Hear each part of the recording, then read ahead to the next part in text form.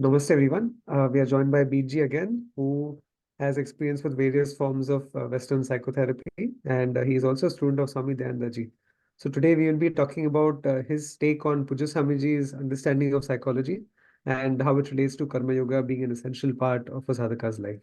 So Bede, please take it from here. Okay, so when we're looking at Dayananda's psychology, we're looking at a God-centered psychology. Okay, what we're looking at is what is the relationship between God, his understanding of God, and our difficulties as an individual. Because you see, without God, and we'll go into what God is in a minute, without God is that we tend, as human beings, we're enclosed in a tremendous egoism. So we're self-involved and caught up in ourselves. And because we have passions for certain worldly experiences, which Swami Dayananda called binding desires, we have this passion for the world. So we're mentally preoccupied with the world and ourselves. What's happening with me? Why can't I work things out? What, oh damn it, why is this all happening? We get disturbed. And so not only do we have a preoccupied mind, which is occupied with external things, we also have a heart that's actually in misery, which Swami Dayananda called self-dissatisfaction. We hate being what we're like. And our whole life is this being cut off from reality. Even if we learn functional skills and we learn how to communicate with others and all of that, I mean, sociopaths and politicians can communicate well. That is not spiritual. So human beings, normally speaking, are in a state of alienation from God.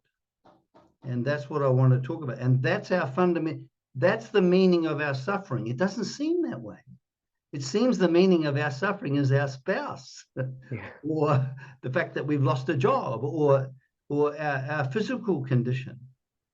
So in order to understand Swami Dayananda's psychology, it's not without God.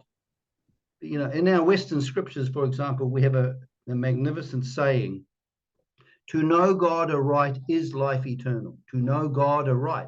So without knowing God, and the thing about Dayananda was that he said God is a fact to be appreciated. Can you imagine that? Like he says, God is a fact to be appreciated. So what we're talking about here is we're talking about gnosis. We're talking about knowledge. We're talking about coming alive or an awakening to the presence of God. So we're clear on that? That makes sense. And why is that awakening so important? Because when the life, you see, when the presence of God comes into our life and takes up all of the room, our minds become clear and simple, and our hearts become undisturbed. Important. So in other words, when the life of God becomes real and comes alive in us through cognition, because God's always here. It's not a question of whether there's God, it's a question of whether we're aware of God's presence. That's the problem. That's why Swami Dayananda brings a method where he unfolds the vision of God. So now the interesting thing about the Hindus is they don't have any of the problems that we in the West have with notions of God. In the West, we have notions of God as some kind of like maybe an external parent who punishes you when you do bad and rewards you when you do good. Now, with that kind of God, there's no regeneration of the human being. All that happens there is it doesn't help whatsoever. Okay. Could you extrapolate a bit more on what you mean by the regeneration of the human being? Okay. The regeneration is that when our minds are filled with the light of awareness and our hearts are resting in reality, we change, right? We change. Swami Dayananda had this beautiful saying, which we're going to go into, resting in the lap of Ishvara. Have you heard of that saying? Resting in the lap of Ishvara. Yes. Very, very key thing. Now, the Hindus have this understanding of God, and I will put it in English vernacular because I'm a Western person and I don't really relate to Sanskrit very well. I'm a bit dyslexic and it's foreign. Is that they have, it's called Satchitananda, right? So Satchitananda. So we'll just paraphrase it in English. What we have is we have this ever-present life, light, and fullness. Okay? Life, light, and fullness. And the thing is that what we want to do is that we're cut off from this life, light, and fullness because we're absorbed in ourselves and we're obsessed with the world.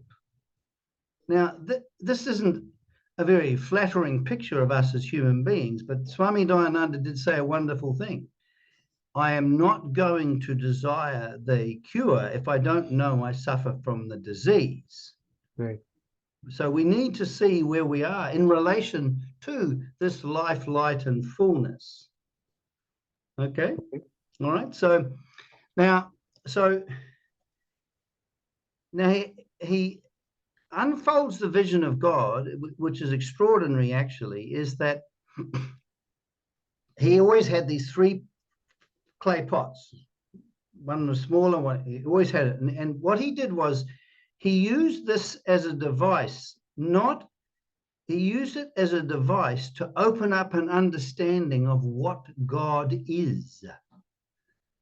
You see, because what he said was, you know, if you think about God and you suddenly look up, he says, you've failed to understand what's in front of you, right?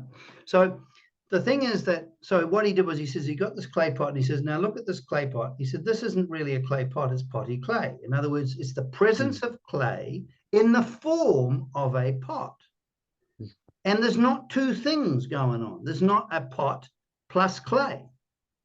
There is the presence of clay in a particular form. Yes. Then what he did was he then unfolded the fact that at any one time you're looking at the present, you know, you're looking at the presence of being or the presence of life or the presence of God in the form of your present experience. So right now, are you having a present experience? Are you looking at color and form and you're hearing sounds, Prashant? Mm-hmm. Yes. So for Swami Dayananda, the presence of the given is the presence of the giver. Yeah. Right? Beautiful. So what we're looking at is, and this is not some theoretical thing. You see, we're not normally aware of simply the presence of the given, which he called because it's there, you're seeing it. That's how he put it, because you see. We're too enclosed in ourselves and our preoccupations. Are you with me? We're caught up in ourselves. And because of that, we're alienated from the light and fullness that is God. Now, he said another interesting thing. He said that this universe is the presence of God, okay, in the form of the universe. Right? Now, just like the clay pervades the pot, life, light, and fullness pervade the entire universe. Now, in our Western tradition, there was a saint called Saint Hilary. He said, being declares itself. Being is declarative. And so the presence of reality or being is declaring itself all of the time. Okay, are we with so far? So now it's a magnificent. This is the Hindu vision of God. The way they do it, it's extraordinary. Do you know what I mean? Because it stops it being, oh, I believe in God or I disbelieve in God. Dayananda says, don't worry about whether you believe in God or disbelieve. We're not talking about belief. We're talking about what is God, awakening to the what. Now, he also said that, you know how when you look at, if I chuck some matches on a table and they're all in a heap, they're not ordered, are they? But then if I arrange them all in a line, right? If I arrange them all in a line, when you come in, would you say that those matches sort of just organize themselves or have they been ordered? Ordered. They've been ordered. So that's what an order is. St. Thomas Aquinas called order arrangement of parts directed towards an end, right? Aristotle said a disposition of one in relation to the many, right? Yes. But Swami Dayananda called order an intelligent arrangement. So when you see that arrangement, you can see that intelligence has arranged those matches, can't you? Yes. So when you look at a car engine, it's an arrangement of parts that are functioning. Is that true? When you look at a car engine. So the same way, the whole universe for Dayananda is an intelligent arrangement which is continually functioning in perfect conformity with the intelligent arrangement it is. So now this is very important. That means that in any one moment, I am facing the functioning of the universe. So I'm looking at the presence of reality in the form of a functioning universe, which is perfectly in keeping with the intelligent arrangement it is. Can't be any other way. Yes. Can't be any other way. All right? Now, this is extremely important in the sense that have you ever struggled with life? Have you ever been caught up in non-acceptance of what's happening? Oh yes, absolutely. Right. Yeah, we do. So in conflict with what's happening. When we can get into conflict with, we can get into conflict with what our spouse says. We can get in conflict with what the condition that we're in, like we might be unhappy and we go, oh, I hate being unhappy, right? So what happens is that, and when we're unhappy, we fight. We constantly in friction, yes. Right? So the story of human life is we're in friction with ourselves, we're in friction with other people, and we're in friction with the world. Now, this isn't the story of our life without Karma Yoga. This is the story of our life without Karma Yoga. Karma Yoga isn't, I'm going to do all of this Karma Yoga and then eventually I'm going to get something. Okay? Karma Yoga brings you into harmony with the universe. Yeah. Right? So it's not, and where is the practice of Karma Yoga? Right here, right now, as we are. Right? So the beginning point of Vedanta is right here, right now, as we are. And guess where the end point is? Right here, right now, where we are. Here, as we are. Okay? It's what Swami Dayananda calls a journey without distance. Okay? Now, so here I am. I'm caught up. I'm mentally preoccupied, but because I've got an emotional demand for various things. Let's say that I have an absolute desire to be well thought of and liked and admired. Right? So I've got this emotional demand there. In other words, my heart is possessed by this binding desire. It binds me. I'm bound by it. Yeah. It's my very heart. I want it to be well thought of and loved and admired. Right. So that heart, is going to be determined, but it's going to determine my cognition. So what happens is I've got that there, and then you come along and you say, Bede, you're a magnificent person, Bede. It's just I think I'm very impressed with you, and and whatever. And I go, really? Prashant is a nice person. You see how?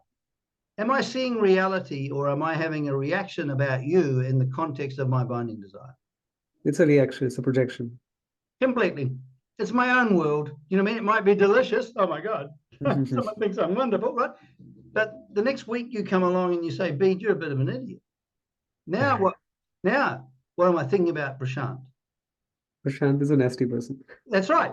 You see, so I'm enclosed in my own world, emotional dependence on the world for our happiness and security. Swami Dayananda says it's a yo-yo life. It's a yo-yo life. So what happens is I feel high when you praise me and I feel self-hating when you don't. Yes. And Dayananda called this a yo-yo life. Now, and it's with many things we can get because the thing about binding desires is that when they are frustrated, we become disturbed. And with binding desires, we also think that happiness and freedom is getting what we want. Yes. We think it's getting what we want. I'd be happy if this happened and this happened. Oh, I'd be happy, right? This is a delusion. This is a delusion because, you see, because within the human being, we have two longings. We have a longing to be in harmony, which he calls the striving for Dharma. And we have a longing for reality, or the longing for God or moksha. Yes. They come from above. Those longings are from above. They're not from horizontal, time-bound life. Right? So here we are. So I'm driven. I'm not living my life. I'm driven. Okay, and what is the activity I'm driven? He called it samsara. This useless, pathetic, compulsive desire to try and find happiness and security where it isn't, he says, is samsara. Yes. He gave an existential definition of samsara. It's not just this big samsara, you know. No. It's samsara is something I am living every day.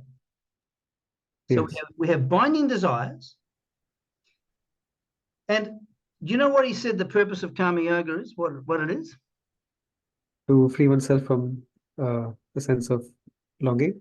Yep. What he said is the neutralization of binding desires, because otherwise I'm going to be completely fixated on the world. And then he had this beautiful thing. Also, the discovery of a contemplative disposition. In other words, the discovery of the value of being itself, being. Remember, because God is being. Do you get what I mean? God is being. God is the light of awareness, and God is fullness. Yes. According to the Hindus, right? So here I am. I'm caught up here. So what I need to bring into my life, this life, light, and fullness. Do you see what I mean? That Ishvara is continually imparting to me, but I'm just not here to receive it. Yes. All right. Okay. We're all tracking so far? Yeah. Okay. So we're in a real predicament. We're in a real predicament, right? Now, so, and normally when we think of what our life is, you know, life, if we think that life is getting what we want and the struggle to get what we want, and, you know, the highs and the lows and all of that stuff, right? And the thing is that when things go my way, I feel high, and when things go my way, when I feel low, am I being free? If I'm like a billiard ball, so when things go my way, I go, yay! But when things are, right? If I'm like a billiard ball, is that freedom? No. Okay, so let's imagine that I'm like this. I'm caught in this condition where I'm going up and down, and I'm being determined by external objects. And I say to you, so that's what my life is like. But I say to you, actually, I'm consciousness. Do you know what I mean? I'm not my thoughts. I'm not my body. I'm not my mind. I'm consciousness. Right? Okay, I can have thoughts like that, spiritual thoughts like that. But is that participating in freedom?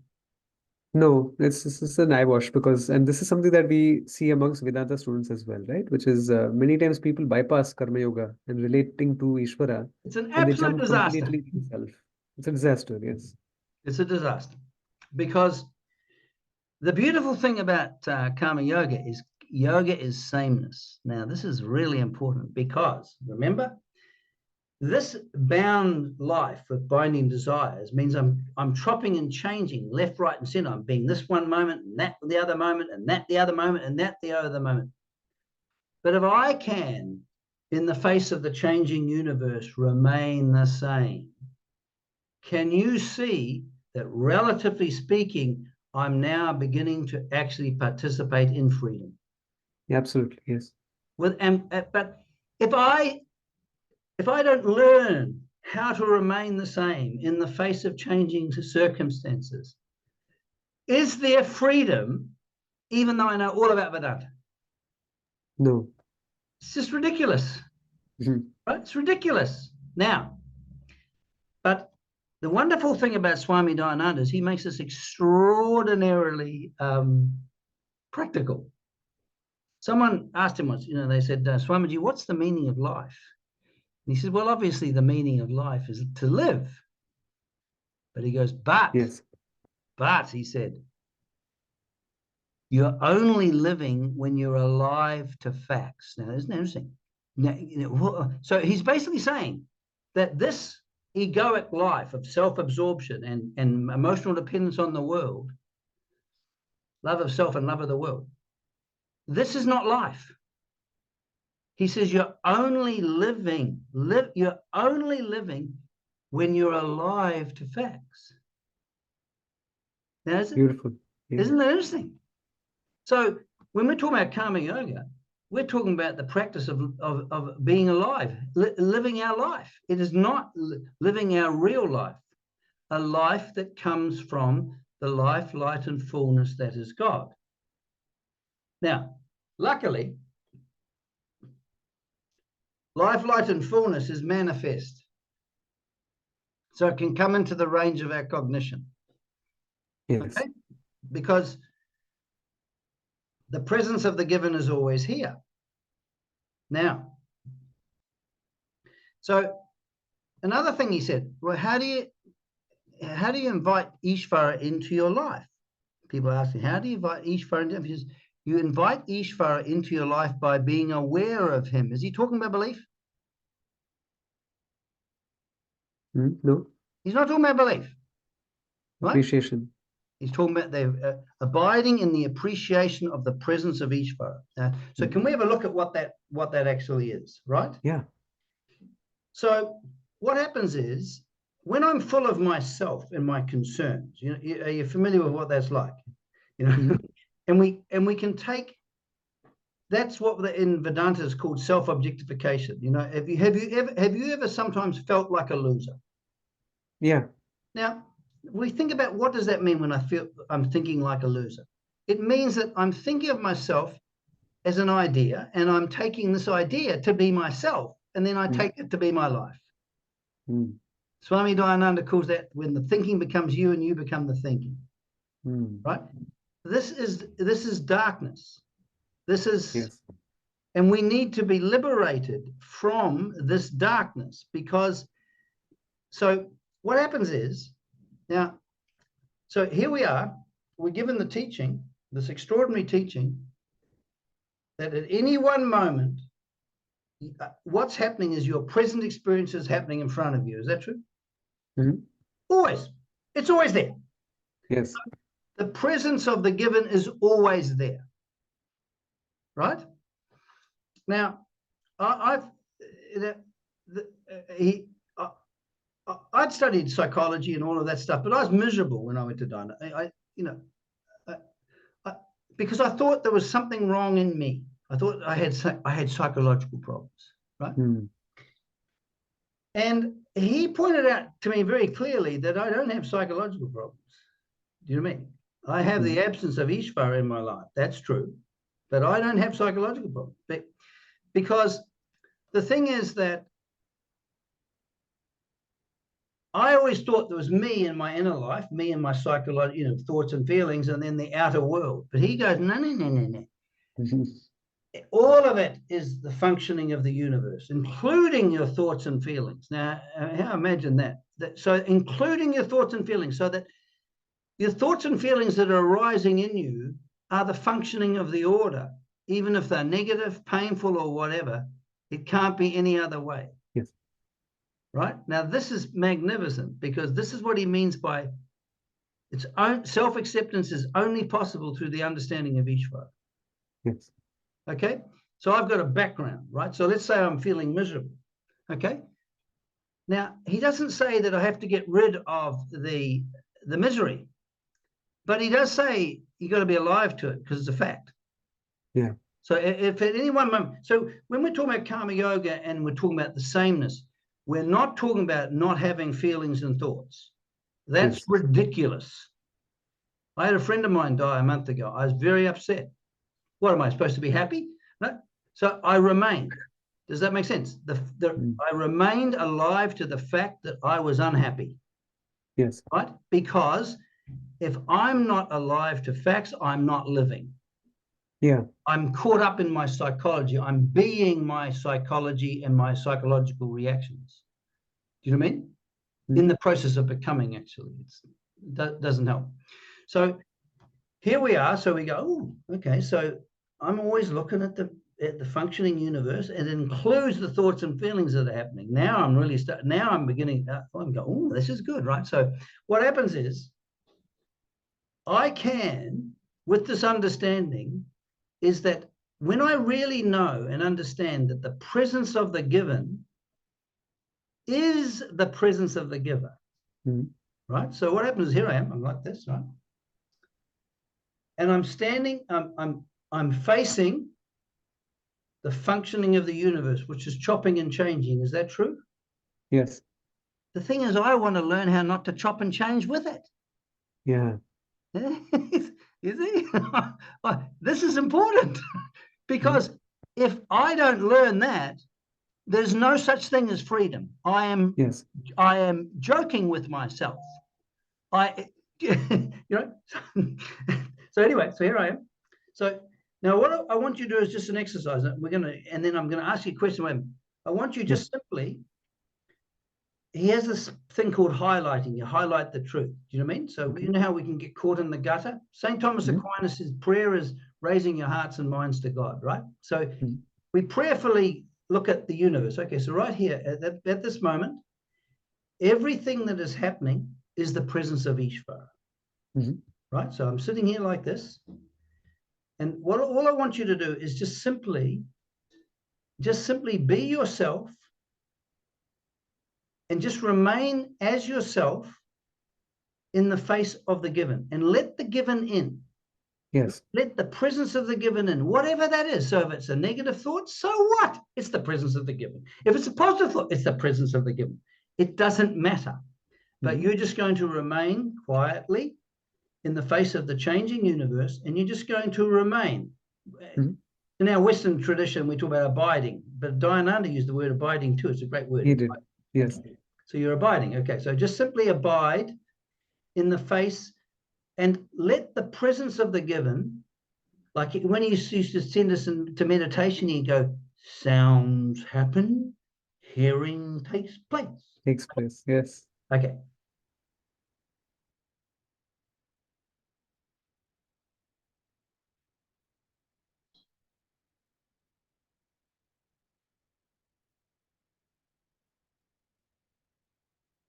Now, what do you notice, Prashant? The thoughts are just there. The body is just there. Like you in front of me, you're just there. And there's nothing, there's no adjective associated with it. It's just there. Right. It's not that things have stopped, but he says a beautiful thing. You're awake to the moment by being yourself. Isn't that interesting? Right? You're not doing this Buddhist mindfulness thing. I'm going to be aware. There's none of that. What you're doing is you're inviting Ishvara into your life. You're letting the presence of being, because you understand, because you have the spiritual understanding that being is God. It's not away from God. Right? Being is God. Everything is a manifestation of being. You notice that your mind got simply filled up with the presence of the given, didn't it? Yes, and Pujya Swamiji says this very beautifully. In one of his talks, he did mention that we don't believe in this eliminating the thoughts nonsense. Instead, allow your mind to wander in the garden of Ishvara. Beautiful. Beautiful, right? So you are not trying. Now, did you notice also that your mind become clear and simple? Very much, yes. Things are just there without any resistance. Yeah, because he says Ishvara is the best therapist. You see, what happens is we get caught up in our preoccupations, but we're like a container. When we're filled with Ishvara instead of ourselves, he said, you're full of yourself instead of full of Ishvara. Yes. So when you're full of yourself, you're mentally preoccupied and disturbed in your heart. Yes. But when you're full of reality, when you come into relationship, and because it's Karma Yoga, it's relationship, right? You come into relationship with Ishvara. So you come into relationship with this light, and fullness. Now, what's interesting is that Dayananda says you have to, before you understand Vedanta, you have to have relative freedom before you have absolute freedom. Yes. Okay. So now, I have to understand and appreciate what relative freedom is. Otherwise, I'm not going to understand the Upanishadic vision. Right. You can forget it, right? So here you are. So you notice that all that happened was you found yourself simply being, right? Being. Now, the rule is this. This is what the practical meaning of Satchitananda. When you are being, you can't help but be aware, because being and consciousness are the same. So being is to be aware and is to be full. Now, notice how you had this sense of fullness. Why did you have a sense of fullness? Because you're not self-concerned. You're not thinking of it, I'm this, I'm that. You're no longer caught up in being a thing that you think about. That's what's normal for human beings. They're being a thing that they think about. Right. Now, but when you were just resting in Ishvara, you were living in Ishvara's world. Now, this is yoga. This is the practice of sameness. Are we clear here? Yes. Right? Without this, there is no, it doesn't matter whatever religious tradition is, unless they arrive at this. It doesn't matter about the words. And if they do not arrive at learning how to live in reality, there is no freedom. Right.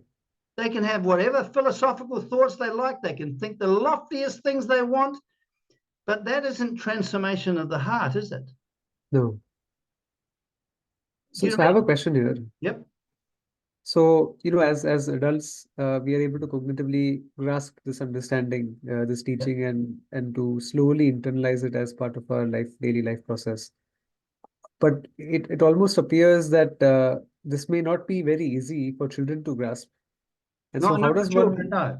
How does one get children to at least get a sense of it, even if not a complete appreciation, but just a sense of it, so that slowly and steadily they incline towards this kind of vision of life from childhood? Well, unfortunately,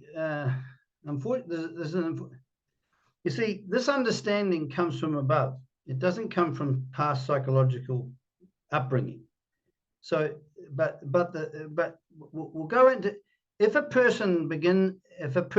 beginning for children is the evaluation and appreciation of Dharma. So if their actions, right, are being motivated by the striving for Dharma, that's good enough. The appreciation of being might come later, but you see, Dharma is kind of the stepping stone, if you like. Yes. Because so when we look at Karma Yoga, what we're looking at is two things. In the vision of Karma Yoga, and I wrote this to Puja Swamiji, and he was totally fine on what I said, right, is that we need to know, what am I looking at this moment? Would that be true? Yes. Now, this is not I'm always looking at the presence of God in the form of a fact to be accepted, and the presence of God in the form of a duty to be done. Yes. It's a religious thing. This is not like, there's no Karma Yoga without Ishvara. These corporate people, and they teach the Bhagavad Gita to corporates. It's ridiculous.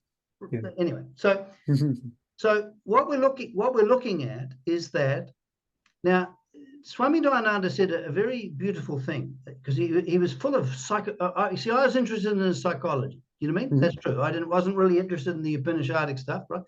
But the thing was, he says that when you are being accepting, you find yourself acceptable. Now, interesting. I mean, no. So now, what we've got to learn to do is, he talks about graceful acceptance, but he says it's not like I'm now going to accept.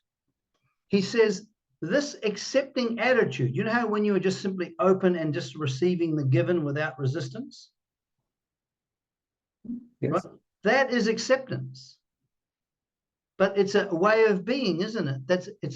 It's a way of being that's born out of the understanding that I'm only living when I am aware of what's in front of me. Yeah. Right? Now, when I'm reacting, am I aware or am I just caught up in myself? Just caught up. Right. So, and we don't, and because of our understanding of God, we're not like the Buddhists. Some Buddhists think that awareness is something that I can do. Awareness is something I receive. Awareness is something that's ever present. You know, yes. Awareness is how we appreciate God. Because did you notice that when you are just simply being aware, the light of awareness and your mind were co-joined. Did you notice that? Yeah. It just shines. Yes. That's non-dual understanding of God, because he's not an object away from you. Do you see what I mean? You see, because that's a problem, right? So here you are. So what you're going to do is that, have you ever, for example, if someone says or does something that you don't like and then you act unkindly towards them, is that remaining the same? No, it's not. No, because it's not. You see, acceptance puts you in the world as it is. So you know how Diananda said, now another beautiful psychological principle. The basis of reactivity is non-acceptance of a fact. Yes. So when there's acceptance, you're liberated from reactivity, and you are placed in the world as it is. Now we're not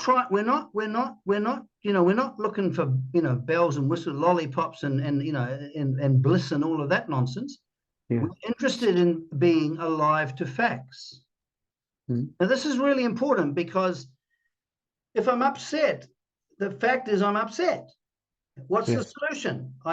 If I understand that the presence of Ishvara is not away from this painful emotion, that he pervades this painful emotion, I have a basis for acceptance. So I let Ishvara into my life, into my heart, by being aware of him. In this case, just remaining in the face of negative emotions without getting lost in them. Now, this is important, because it's getting lost in them that's the problem, not the fact of them. Yeah, that's a big distinction. Huge distinction. If we don't understand Swami Dayananda's psychology, we're in terrible trouble. If we don't see the simplicity of it, we're in terrible trouble. Right? So here I am. Now, I'm everything is always happening in front of me. So just think of your thoughts happening in front of you, and feelings happening in front of you, cars moving in front of you, sounds moving in front of you, they come and they go. All right, so when he goes, sounds happen, hearing takes place. Yes. Thoughts happen, perceptions take place. It's the same. Yeah. Okay. So we're interested in being alive to what is. So what happens is we live in the acceptance, this openness to reality, this inviting Ishvara into my heart and mind. Did you notice that your heart and mind changed when you were just simply aware of the presence of Ishvara in the form of your present experience? Did you notice that? Yeah. You're not anxious about the next moment. No, you're not, because you're filled with reality. I was talking to him once and he goes, we're reality people. Do you know what I mean? We're reality people. So being accepting puts you in the world as it is. Dharma, responsiveness, the duty to be done, keeps us in harmony with what is. Beautiful. Now, without this, without this, if I don't learn to live a life of karma yoga, and karma yoga is is awareness of. So we're aware of Ishvara. Yes. Does that make sense? So it's awareness of. All right. Now, so it's awareness of myself as a simple conscious being, conscious of. Mm-hmm. All right. That is not yet being. Mm. Okay, so there's a difference between being aware of the presence of Ishvara and being itself. Being in itself. Yeah. Okay, this is what the Upanishads lead to. Do you know what I mean? But if you think, you see, what happens is this, is that when there's a binding desire, right? When there's a binding desire, like to be liked and admired. So let's say, for example, I say, okay, I've got to stop my subtle forms of bragging. I've got to stop it, right? Mm-hmm. What's going to happen is, because I'm not going to brag, the anxiety that, because the bragging is a defense against the self-dissatisfaction. Yeah. Swami Dayananda says karma yoga brings you back to yourself. So what happens is, when you don't dramatize personality, because he makes a distinction between personality and simple basic person, that's basic to his psychology. Mm. What happens is the feelings of fear and upset is going to come evident. This is fantastic because we want to resolve it into Ishvara, don't we? Right. Because this neutralizes the binding desire, right? So this process of, maybe next time we'll talk more about this, resolving our emotional pains and stuff into Ishvara. But the thing is that this brings about a neutralization of binding desires. So in other words, without the neutralization of binding desires, we're going to be obsessed with the world because that's where our happiness and security is. Does that make sense? Yes. So a dispassionate mind will not be brought about unless you neutralize the binding desires. You can only neutralize the binding desires when you get the desire to look good is one thing. The fear that generates it is the other. We need to fix the fear. Let me understand that, because isn't one related to the other? Because if I desire to look good, Yeah. a certain fashion, present myself in a certain way, trying to fill a hole or an inadequacy that I perceive. Go again. I didn't understand the question. So when you said that, there's a difference between the desire to look good and the fear of not being accepted Yep. in a certain manner, but aren't they both two sides of the same coin? Because One's suppose one's an expression of the other. yeah, If, for example, if I feel inferior, right, mm-hmm. I want to be superior. The desire for superiority comes out of the inferiority. Yes. If we resolve the inferiority into Ishvara, the desire to look good or to be accepted will be neutralized. Correct. Yes. So the whole point of karma yoga is resolving our emotional pain, our suffering. Basically, we want to disappear as a suffering person. Mm-hmm. That can only happen in Ishvara. Yes. Do all the psychotherapy you want, it's not going to do it. Yes. Right? It is the resolving of that. So what happens then is there's a neutralization of desire, so that the world isn't so important. Yeah. Now, the second part is this contemplative disposition. This is simply the desire to simply be. Now, we have in us a longing for we have a longing for being. In our Western tradition, St. Augustine says about God, "Thou hast made us for yourself, O Lord, and we are restless until we rest in thee." Right. We have a striving for being. It's the fourth striving. In our heart, it's built into us. Yes.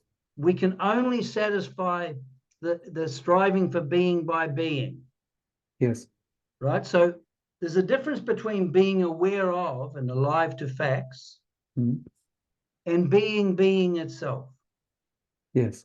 Right? Because then this is the culmination of Vedanta, this understanding and appreciation that the life, light, and fullness that is God is my life light. It is my life. Yes. It's not like I've got it's not like I've got this life and there's this other life here, right? When we relate to Ishvara, there is that dualism, right? Yeah. Fine. It's fine though. I mean, let's not knock it. Okay, but the thing is that ultimately we want to be able to abide and be completely ourselves, right? And come into a relationship to Ishvara, which is not a relationship, but we're actually being itself. So when we're being, this is knowing God non-dualistically. This is the only way. But how can I arrive at being itself without karma yoga? Tell me that. You can't. You see, I can deceive myself. Oh yes, I'm pretty good.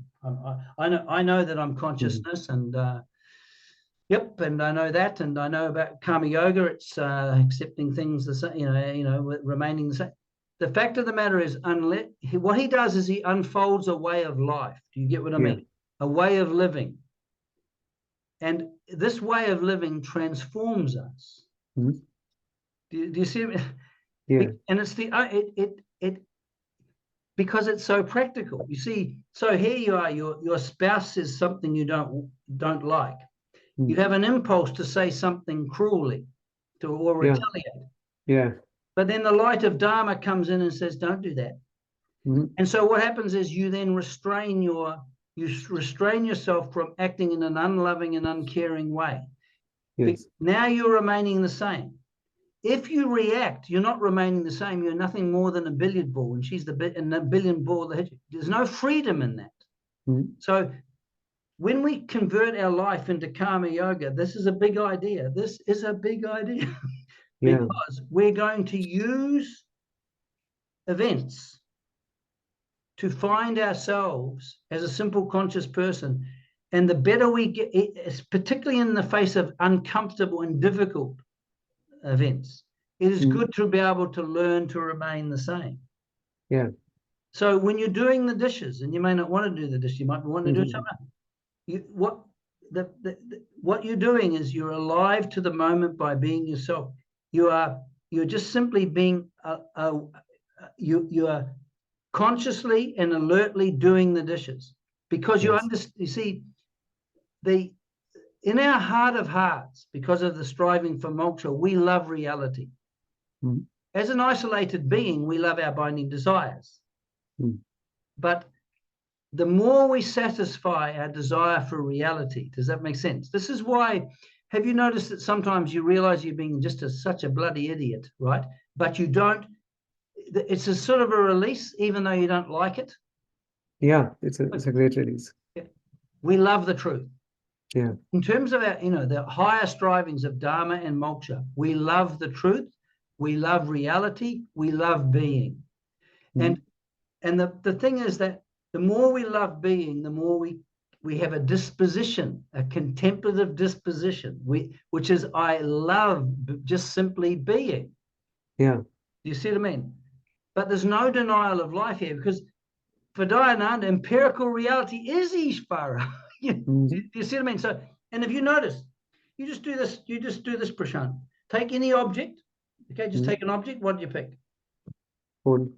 Okay, yep. Now just simply look at that object and let the presence of reality in the form of that phone come in and take up all the room.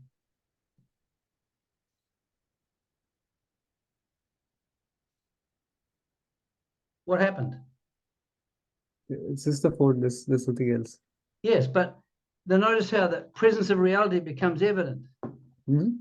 Right? And also, you know how Sat is Chit? Yeah. The whole universe is the light of God.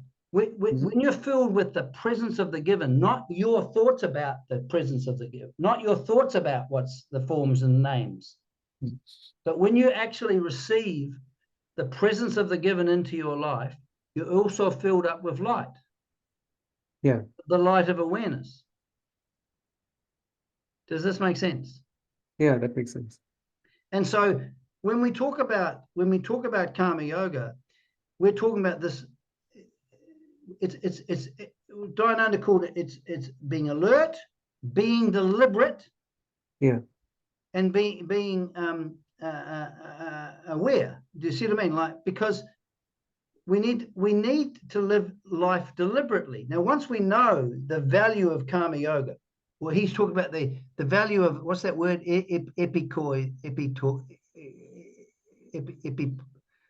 Means the equanimous type thing. Some word he used, I've forgotten. Samatvam. Yeah, the value of that. Mm. When you know the value of it, you will seek it. Does that make sense? Yeah. Right? You will seek it.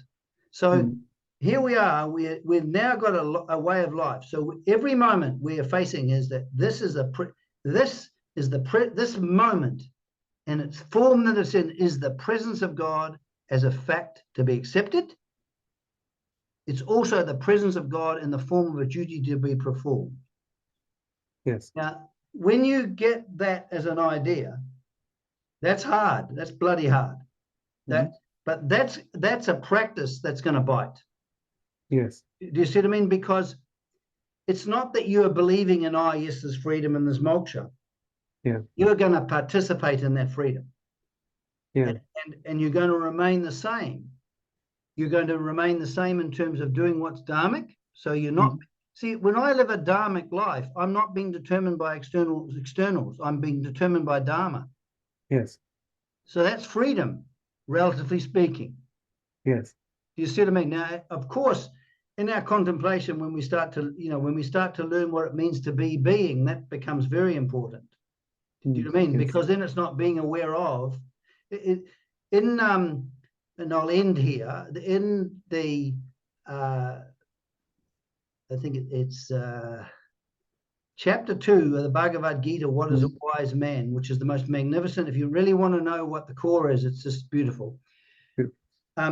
He says that when a person can simply be themselves without any external supports, he says that is freedom. That is what being wise is. He says we're normally otherwise. He says, but this being wise is not something. Oh, I've got this wisdom now. That's not true. It's not. I've got this theory. It's not true. Being wise is not different from a way of appreciating yourself, right? And your life, so that the life, light, and fullness that is God is your very life. Yes. That's a different thing. Do you see what I mean? Absolutely. And that's what he calls wise. You know what I mean? Like, he doesn't, it's not the book learning. That's a profound mistake. So what he imparts to us is this beautiful teaching about what God is, because as separate and apart from God, our minds are obsessed with and preoccupied with external things, and our hearts are disturbed. But with karma yoga, we invite the presence of God into our life, and God imparts to us a new mind that's clear and aware, and a new heart that's restful.